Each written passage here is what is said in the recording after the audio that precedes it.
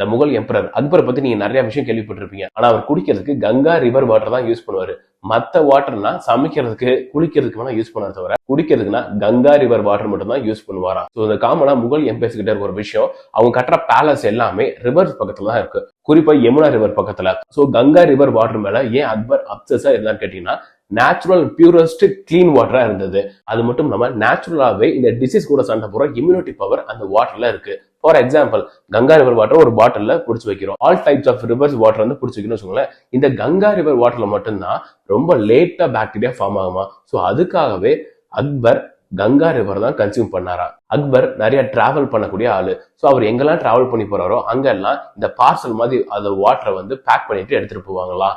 அவர் குடிக்கிறதுக்கும் தனியா ஒரு வெசலே வச்சிருக்காரு. அதுலதான் அந்த கங்கா ரிவர் வாட்டரை ஊத்தி குடிப்பாங்க. அது வீட்டுல இருக்கப்பயும் சரி, வெளியில போனாலும் சரி. ஒரு மேக்சிமம் டிஸ்டன்ஸ் கங்கா யமுனா ரிவருக்கு பாத்தீங்கன்னா 289 கிலோமீட்டர்ஸ் வருதுங்க.